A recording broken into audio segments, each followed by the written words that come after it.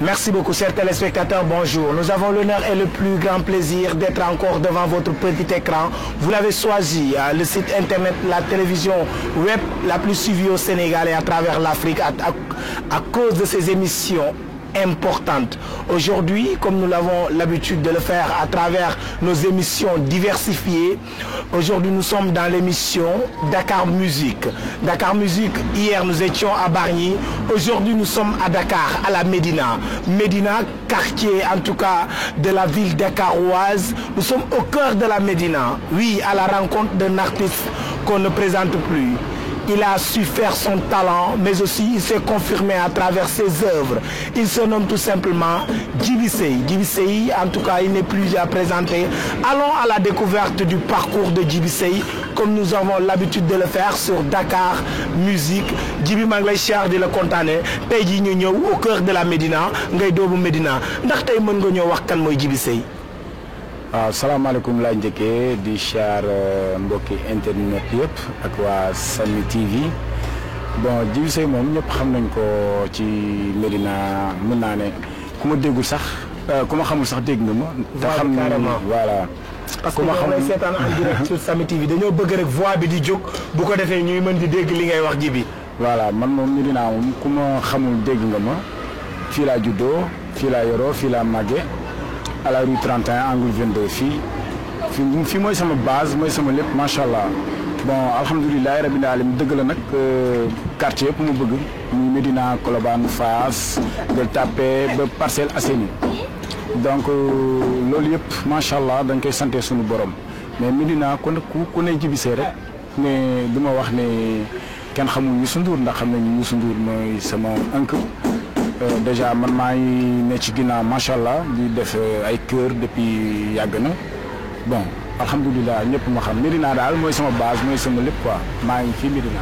Aïcha ñoo ko déggandoo Djiby Seye il n'est plus à présenter à la Médina mais aussi à travers le monde parce qu'il fait partie des choristes de l'un des plus grands artistes de l'Afrique.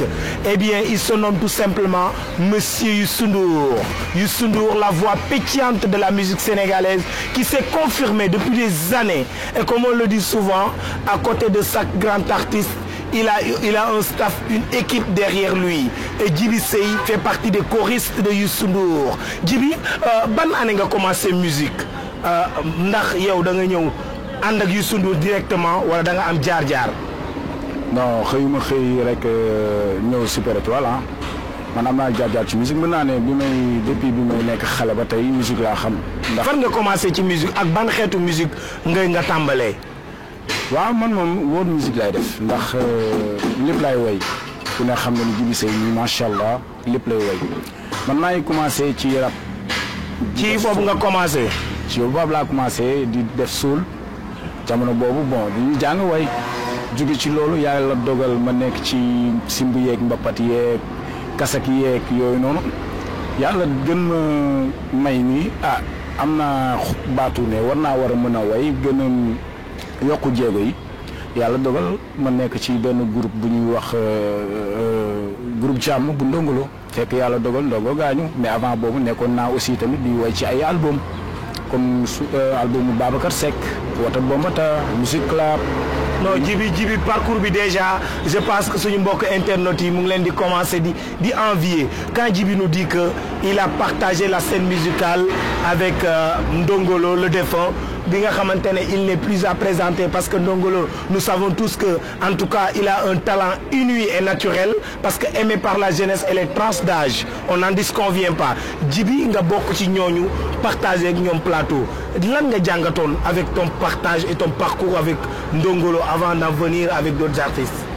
waaw alhamdulilahi rabbil alamin mën nañ ne groupe Jàmm moo ñu gën a motiver aussi tamit ñu gën a yokk suñu jéego ci musique parce que yàlla dogal na aussi Ndongo moom ku ne xam na ni monument la ci musique sénégalaise ndax def fi dara lu gudd lu gàtt loo xamante ni tey macha allah ñu ngi koy jëriñoo def na lu gàtt nag parcours am dëgg la macha allah malgré yàlla dogal jaam pexelam mais bu suñu borom mooy dogal yàlla na ko yàlla yërëm mais motivé na jeunes sénégalais yu bëri yoo xamante ni tey jii nii tey ci way parce que am na ñoo xam ne tey bu ñu demee ba bëgg way c'est grâce à Ndongolo c'est grâce à Ndongo Lo. léegi yow mën nga ñu wax ban année nga partagé plateau ak Ndongo Lo bokkoon ci orchestre am ak ban way moo la gën a marqué en tant que artiste.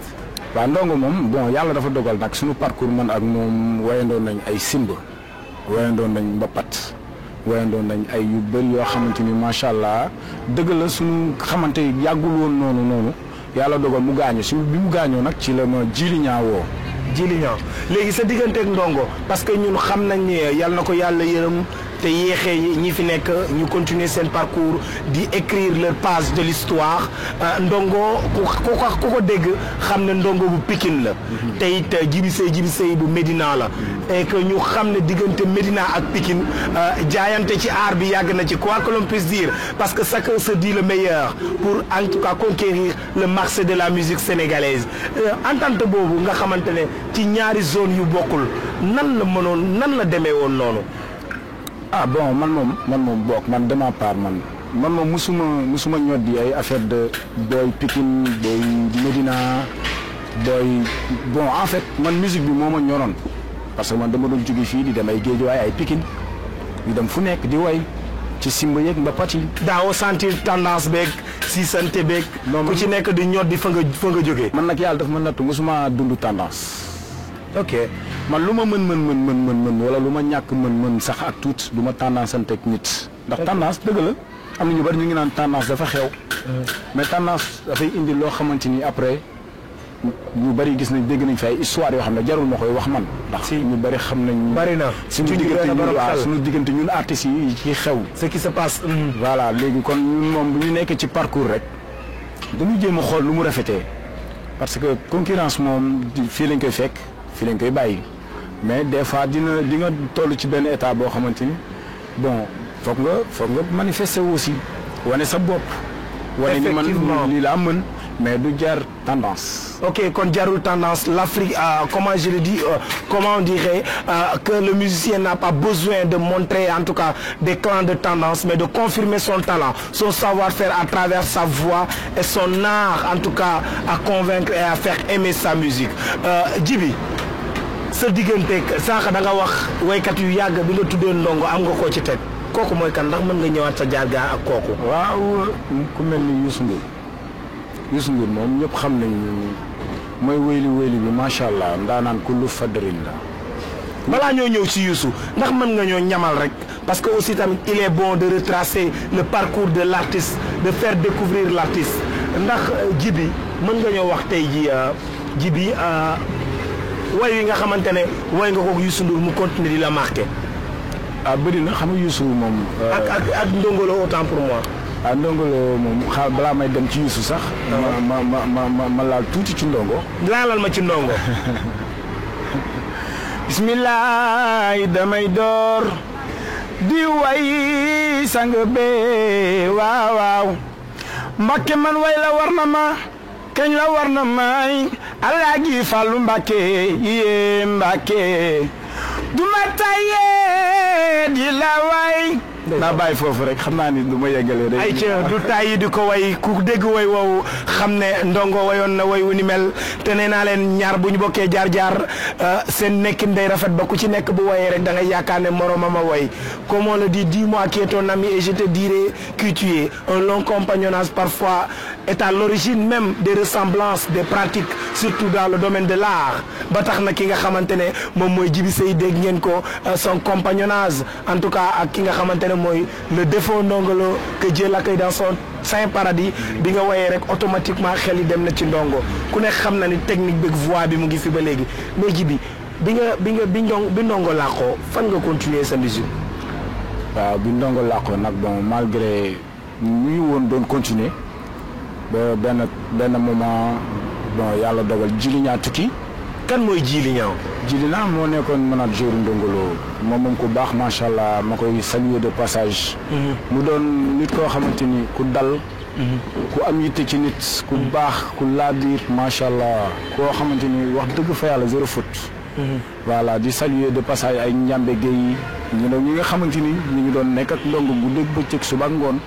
jàppoon ci aussi tamit mosuñu bàyyi benn yoon groupe jàmm. nax saay mais bon dafa jot rek ku nekk yaa ma gën a xam war a mën a dem xooli yoonu boppam. topp sa yoon. voilà loolay aar parce que aar moom doo ne da ngay toog rek benn place il faut aussi ngay dugg ak génn daal. ndax Djiby Seye am na fans club à la Médina. waaw man moom macha allah ndax moom fi ma dëkk nit ku nekk fi nga dëkk mooy sa base. macha allah bëri naa fi fans trop macha allah lool. ndax da ngay tëgg ay soirée Djiby en tant que artiste ndax Djiby am na orchestre. waaw Djiby am na orchestre moom macha allah.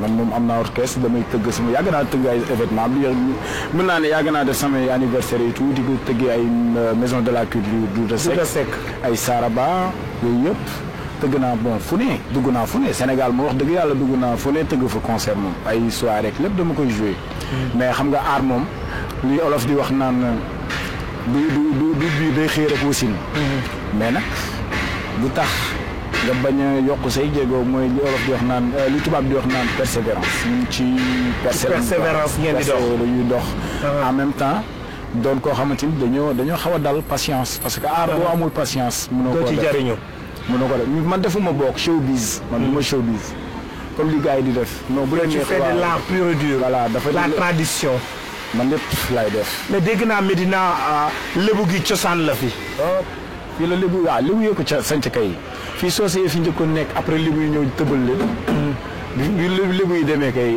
bi soose yi demee lébu yi ñëw jël moom Ndakaaru def loo fekk Ndakaaru loo xamante ni leneen ak leneen la ñoo téye Ndakaaru ba tey kon lébu yi daal ay buur lañ fi ba léegi du fi mës a deñ fii sañ ay sanc rek ñoo fi mbaa léeg-léeg di nga jékki-jékki di bàkk lébu yi man damay lépp laay way maanaam waaye ay ca ñamal ma tuuti ci lébu yi ma xool ñoom dafa neex ñoom liñ leen woowee moom dafa neex macha allah ndaw rabin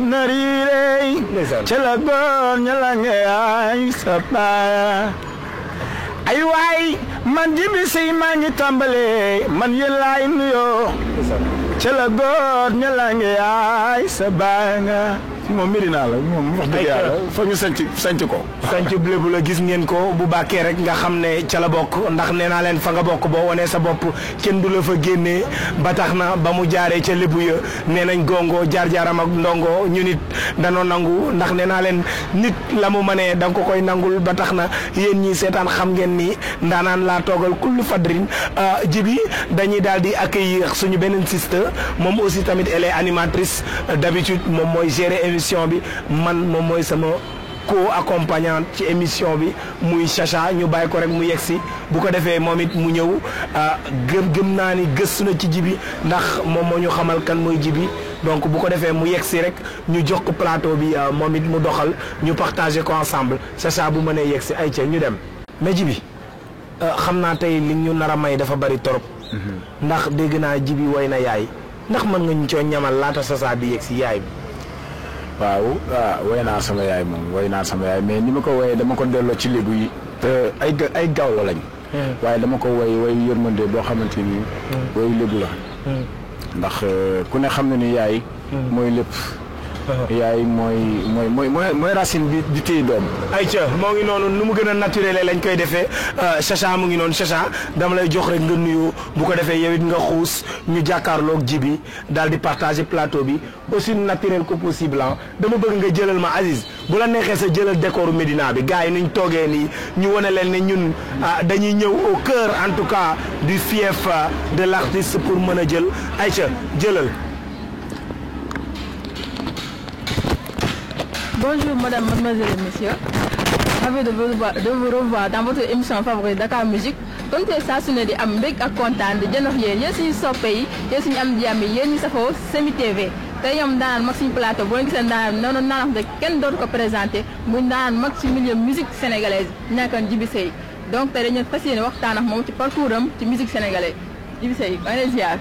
Chacha maa ngi lay dolli ziar kazalika amal jàmm rek yow ak tawfiq ak taysiir rek macha allah.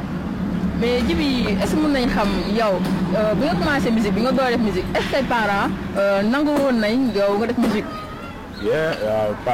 parents yi moom bon en fait mosuñu nangu nag benn instant ma ne ci musique parce que paa bi moom jàng rek la bëggoon ma def ko door nañ ma ba tàyyi.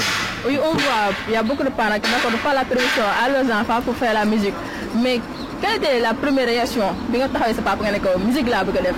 mbéj lañ ma dóor waaw non mbéj la ma dóor moom kooku moom daf ma dóor mbéj bon xam nga rek ak papa ak doom moom pa bàyyi moom li muy bëgg ci doom toujours mooy mu jaar ci yoon boo xamante ni en fait yoon bu jub la. donc intention nga bëggoon doon nga nekk ministre sol costume cravate. mais dommage yàlla mën na too way damaa juddoo ci sama famille ñëpp sama yaay ñëpp. ndax Djiby dafa juddoo ci famille boo xamante ne. famille géwél la wala Djiby wax ñu ci ban famille la bokk. waaw man famille Gawlo laa bokk. waaw dama juddu fekk samay maam ak samay yaay ak ñëpp Gawlo. mais Djiby yow la moo indi woon sa trajet Médina jusqu'à Joal. waaw të rek dama xawoon terrible nag. enfant terrible nga doon nga nekk. waaw dama xawoon të nag man moom wax dëgg yàlla dama naan mën naa xëy suba ba ngoon jot. damay xeex. bu am fit nag moom wax dëgg yàlla. donc yow xale 100% xale Médina nga woon fit. non man moom wax dëgg yàlla du ma daw. waaw loolu moom wax dëgg yàlla du question de dama nekk ci émission yooyu noonu mais man dama mësoon a terrible. mais xëy na li dama sama laaf ak sama yenn yi musique la tax musique boo ci nekkee dafa am benn comportement booy yor da ngay changer. indi loo xamante ni bu la say nawle gisee dinañ jël si yow référence. te bon en fait jikko la rek ak génération ak jamono. mais dañ koy wees ay xale lañ. ay woon màgg nañ. te bëgg nañ def loo xamante ni. mais Djiby bëgg naa xamante ne digganteeg sa maam Marie Sène ndax gis nañ maam bu nekk am na ci yow gis nañ nga xamante ne sa maam Marie Sène bëggoon wax sa relation ak maam Marie Sène. waaw nag ma wax dëgg yàlla sunu maam bu ñu jullitee. wax dëgg yàlla moom bu ñu xamee àddina wax dëgg yàlla moom. donc yow mën nga ñu rappeler sa woy bi nga bàkkal Mame Marie Sène. waaw woy wi xam nga loo yëg ci nit. ak loo dund ak nit ki ak li nga xamante ni moom la nit ki doon dund. man naturellement dama ko woy ci loo xamante ni moom la mooy ab viom taalibe Cheikh la. ku bëgg Seydi Hadji Malick la. ku bëggoon dabax la te ñoo bokkoon macha allah génération doon ay wëllëre doon ay ñoo xamante ni wax dëgg fa yàlla dëgg la ñu ngi ci dëgg tey maa ngi ci fenn loo xamante ni bon seen diggante macha allah. mais ñu déggee ngay wax Mame Marie Sène di ko décortiquer on a l'impression que ni Mame Marie Sène bii suñu doon ak yow moom ngay wax. waaw Mame Marie Sène boobu la man Mame Marie Sène du sama maam sama maamaati maam la. ndax taaw Mame Marie Sène Koddu Seck ajaratu Koddu Seck moo jur sama yaay mooy taaw Mame Marie Sène kooku moo jëloon lenge gawlo yi moom moo doon way mariage yeeg ngénte yeeg yooyu xam nga ñu dañu am aada suñu cosaan ak aada ñëpp xam nañu dabbi la. kon Mame Marie Sène moom tamit maamu Youssou Ndour la. nday sam maam mooy taaw Mame Marie Sène mooy ajaratu Koddu Seck. kon kooku. kon ñamal ñu ci li nga woy ci Mame Marie Sène parce que Youssou ba mu woyee Mame Marie Sène je pense que ni ku ci nekk gis nga ci sa maam ndax diggante maam ak doom ak affinité bi ñu am yow nga ñëwaat encore nga ñuy chanter les louanges de ce personnage qu'on a eu à découvrir à travers la chanson de Youssou Ndour tey jii ndax mën nga ñu ñëwaat ci woy wi nga ko woy yow ci Mame Marie Sène. waaw woy nag moom du saa bu ma koy woy sama xol day tooy nag ndax man mii ko woy sax du ma koy déglu lu bari. ayca ñamal ñu ci ndax gaañ ñi ñu ci bari dañ ko doon xaar. tey jii laa door di woy ci tey jii laa war a woy ci sama maam Marie Sène Gawlo maam taalibe Cheikh ndam la. doon taalibe Cheikh ndam la maam moo ko gënaloon doon suppi da baax ma way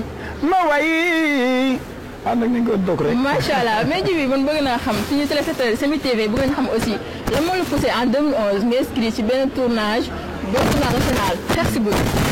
waaw Xeex si Buru moom bon benn kii la woon concours la woon. yàlla dogal Bouba Ndour moo ko kii woon. voilà moo doon producteur bi moo ko créé moom moo organisé ak tubaab yi macha allah bon ñu nekkoon ci bon ñëw nañu rek way. ñun moom xam na jóguñu woon sax pour concours mais dañu woyoon benn way sax way gi dañ ko way ñu ko woon pour def concours way ñu ko woon pour def dara quoi que ce soit mais dañ ko woyoon uniquement pour motiver nit ñi. ci sibiru dafay rey. yoon yi muy def doomu aadama yàlla dogal concours boobu am ñu boole ñu si dañu war ñu dañuy buuba daf ñu contacter rek ñëw nañu seen morceau boobu c'est trop nice su ma sañoon ngeen ñëw bokk ci concours beeg yooyu noonu yàlla dogal ñu dem ci concours bi ñu jël deuxième. ndax loolu day tekki ne l'artiste doit être au service de la population et non seulement di bégal rek mais l'artiste aussi doit être un homme d'action pour résoudre les problèmes de la société ndax loolu day tekki ne artiste warul yem rek ci dénoncer dafa war a conscientiser mais aussi au-delà du message de la conscientisation l'Afrique aussi doit toujours actionner pour donner un exemple. waaw loolu yàgg na fi parce que booy xool ba ci sunu magum yu njëkk yi ku mel ni ay Ablaye Mbuub ku ci mel ni ay Njaga Mbay bëri na ñu am na ñoo xam ne ni doo leen lim ndax sax dañuy bëri macha allah ñoo xamante ni ay exemple lañ fi bon en fait man moom musique ni ma ko mës a jàppee mooy ñee nit parce que dañ ne bu dégluwul yeetewul doon ay naxee mbaay dafa am solo nga way tem way loo xamante ni dafay yee nit dafay yee doomu aadama yi am na ñuy dund naturel loo xam ne c'est naturel am na da ngay gis ñuy dund loo xamante ni mu leer la ni kii li muy dund metti na wala kii li muy dund war nañ ko ci mën a roy wala kii li muy dund mën na yàq doomu aadama ñu xool nu ñuy jëlee loolu ñuy xool étape par étape ni ñuy defaree way woowu ba mu doon way ba nit ki bu ko déggul dina xam ni sincèrement kii li muy way man dama koo dund wala keneen da koo dund wala keneen da ko dund man boog man moom vraiment du ma sàmm mbayam. ok doo sàmm mbayam. mais derrière cette personnage derrière cette grande artiste mais man xam nga njëkk a jaaxal Djiby Seye comment ça se fait-il soo amee concert avant nga jouer yow bagage yow yaa koy ramassé indi bagage yi et je me souviens il y a des vidéos que j'ai vu yow am ngeen instrument dafa am ay rouleur da ngay daw rouleur yéeg ci kaw di daw di ci fo. waaw man moom mën naa lépp laa mën naa daw rouleur parce que ay rouleur laa doon dama ko doon fooyee. tey booy xool Medina fii ci ñi fi njëkk dawal ay rouleur man ci laa bokk man ay ñoom Bàcc Diop sama benn xarit ñu wax Bàcc Diop moom sax artiste la tey artiste peintre la lépp lay def ñi ngay gis fii ci ginnaaw yëpp moo ko dessiné. mais lu la neex nga jël seen instrument yi ngeen war a yëgal ci kaw scène war a jouer nga di ci foo di ci yéeg. non man yàlla daf maa nattu naturellement dama mës a wàccee sama bopp. man taalibe laa mës a nekk man ku nekk woo na ma ci rox naa mënoo changer artiste nga nii nga war a mel nii mais li nit nekk ci nit ki bu mbubb bu lu ñu solo ko summi nit benn xol nga yor benn jikko nga yor soit da ngay baax bëri yërmande mën a nekk ak nit ñi soit da ngay faux mais damay gis artistes yi parfois lu ñu véhiculer devant les médias du loolu la ñuy dund réellement on a fait le constat que pas mal d'artistes liñ naan nit boo ko dégloo ci kàddoom waaye boo ko fekkee si jëfam rek doo ko nawloo et la majeure partie des artistes nit ñi dañ leen di faral di juger noonu lan moo tax mais xam nga Olof Njaay dafa ne ku xeeb sa cër ku xeeb sa boo xeebee sa cër nit ci cëram rek fonk cëram ndax man moom du ma ñor di comme gars yi li def ay wanewu fii choco-chocolu fii man taalibe laa man taalibe Sëñ Afia laa bëgg sëñ Cheikh Abdou Karim Mbacké ma Karim Akhla macha allah fan yii passé rek demoon naa seeti ko ba mu recevoir ñu léegi Djiby Chacha xam nga la laa bëgg a Djiby leeralal ma ko ndax Djiby il a une fois fait une tournée internationale avec la star planétaire de la musique sénégalaise et africaine mu Youssou Ndour fan nga mës a jaar ak moom. waaw moom Youssou moom def naa ak moom international. mais tournée bi nga defoon ay suñu tournée électorale wala ndombo comment ça s'est passé alors lu poussé woon ba participer ci émission ci tournage électoral boobu. waaw non kooku benn yàlla moo dogal Youssou créé woon ni nga waxatee fekkee ma ci boole. mouvement politique. voilà boobu yàlla dogal moom it aussi mu jëloon off arrêté musique bi doon def politique. aussi muy sama nijaay ma ne naa ci jàpp te dama ciy jàpp. ci la ma jël ay décembre jël Biram Dieng yàlla dogal tamit Biram amoon benn contrat dem voyage yi. man ma des sa makay de ñu def tournée bi partout au Sénégal dem nañ fépp ci région yëpp. mais sànq sama mag sama xarit El Hadj Diedhiou moo doon wax sa digganteeg ak Ndongo Lo mais man aussi maa bëgg a wax sa diggante ak Mame Gor. waaw Jasaaka moom sama grand frère waaw sama grand frère la sama. Mame Gor Jasaaka bu Tëngéej Mame Gor mi bokk ci ñun. kooku moom sama waay la sama grand la te moom ndeysaan maa ngi koy saluer moom aussi de passage parce que ku baax la ku bëgg nit la aussi. waaw malgré sama gain la nekkoon naa ci groupe am ba yàlla dogal après ma jóge ci groupe am aussi dem ci laa commencé voyage yi ànd ak Madiop Fall Garmi. kan mooy Madiop. waaw Madiop Fall nag mooy producteur Cosaan production. pour le moment nii actuellement maa ngi liggéey ak moom bon xam nga rek yàlla moom waaw day boole ay jaam yàgg nañ. xëy na ma xaw a déraillé dem ci beneen boor. yàlla dogal foofu xëy na peut-être dafa waroon jeex foofu ma nekkoon. fu mu jeex faaw nga dellu fa nga jógee ma delluwaat ak moom tey commencé waat nañ liggéey ñu ngi job man Djiby Seye liggéey laa xam ku ma fekk ci liggéey baax na ku ma fekk ci liggéey baax na man sama musique bii may def yàlla ma ko nattoo dafa nekk aussi don boo xamante ni dama ko fekk ci sama cosaan ci sama famille. kon ñun ay waykat lañ te yàlla may na ma baat boo xamante ni. mooy fu woyee ñu dégg voilà li yàlla di dogal. jaam mënu ci dara. dëgg la.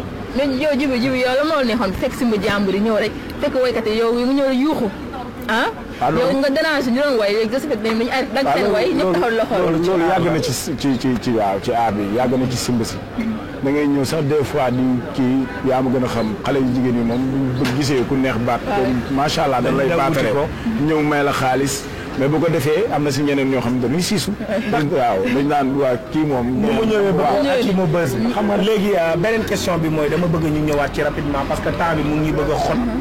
Djiby sa relation avec Youssou Ndour. waaw Youssou macha allah. est-ce que vous avez eu à voyager à travers le monde. waaw moom est-ce que bi nga ko commencé fréquenter ak léegi gis nga amélioration. waaw bu baax a baax Youssou moo ma gën a motiver sax tey ci aar. tey moo ma gën a yokk ngëm-ngëm moom monument la moom école la da nga ñëw jàng ci moom amul ku dul jàng ci moom ndax wane na li mu war a wane tey boppam wane na ko bu yàgg kon tey ku ñëw ci aar bi war ngaa mën a roy ci Youssou Ndour te xam ni wéyli te muy guy gu daar gi dama koy yàgg wax mooy koo xamante ni boo jàngee ci moom topp ay conseillers sincèrement dañoo dem fi nga war a dem. dëgg la man moom xam naa ni moom.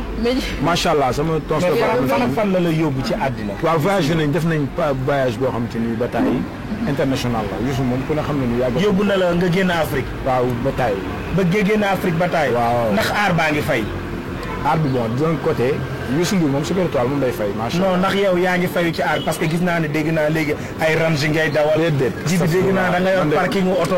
yooyu yëpp gars yi ñu ngi koy waxtaane. déedéet Djiby amul dara yorul tus man du ma fi nekk du ma artiste yoo nga xamante ni dañuy bàkku di wane loo xam ne meluñu ko ñaari salaamaaleykum aw ma ko.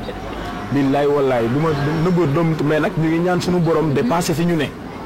ñu ngi ñaan suñu borom yàlla indi xéewal ñu bokk ko jaam ñi dimbali néegi doole yi di defal képp koo romb mu am problème nga faj soxlaam mais moom instant bi moom wax dëgg yàlla naa sant suñu borom maa ngi gën a dooli sant daal. mais c'est ça man dama am question boo xamante ne benn téléspectateur moo ma ko laaj.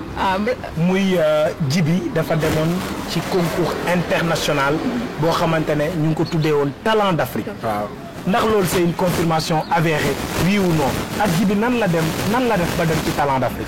waaw talent d'Afrique moom wax dëgg yàlla dama fa dem. bon xam nga rek gars yi ne man damay ñëw ma pour way quoi dama ñëw pour doser donc xam nga ñun moom bu ñu nekkee si plateau dañuy defaru dañuy sañse wane nit ñi bokk macha allah aar bi il faut que ngay wane benn exemple boo xam ne ku la gis na ne c'est l'image d'abord voilà. Le talent foog nga am image mais bon xam nga man tamit dama xaw a sucré tuuti da comédien la waaw dama mën a mbalak ñëw di def samay kii Angélique Koudio xool ma mu neex ma ne la ñëw pour way dama ñëw pour charmer waate xam nga rek mais yow Youssou fan la njëkkee gis nga bàq yëg sa baat way Youssou bi ma koy njëkk fekk sur scène caserne bu Samba Diéry Diallo boobu ñu ngi defal waa centenaire Gibraltar soirée yi mu leen daan defal chaque année si la yàlla dogal moom it avant dama jógee France rek ñëw un jour ne xaaral ma dem soirée ñu tourné sama biir salle. waaw mais lii laa bëgg naturel. si waaw ñu xam ne waaw ak sama benn xarit bu ñuy wax biiru maa fee. biiru maa fee waalo Ousmane Gueye lañ koy wax. waaw moom it mu ngi ci biir. waaw mi ngi ci biir waaw ñoom gis nga suñu téléspectateurs yi Sen TV yéen ñi safoo seen émission Dakar Musique kon tey fi la ñuy faram fàcc suñu émission Dakar Musique bu beneen yoon incha allah même heure même chaîne El Hadji Diédhiou kon jaa ngeen jëf. En tout cas, ce fut un plaisir d'être en compagnie avec vous, mais aussi d'être en compagnie de notre, en tout cas, lead vocal. Quand je dis notre lead vocal, c'est désormais nous faisons partie aussi de la Médina, parce qu'il a eu à faire un parcours à Rufisque, la cité des hommes de valeur. Et nous sommes bien accueillis à la Médina. Oui, Médina, quartier chic et accueillant. Médina, de par, en tout cas, sa construction géographique, de par sa culture. En tout cas, nous avons assister et profiter de la teranga médinanoise kon gaañi ñoo ngi leen di jox dig daje beneen heure ci même musique ci même fréquence sur Sen TV. C'est l'innovation et la création dem rek fekk artistes yi fu ñu nekk dund ak ñoom peace and love.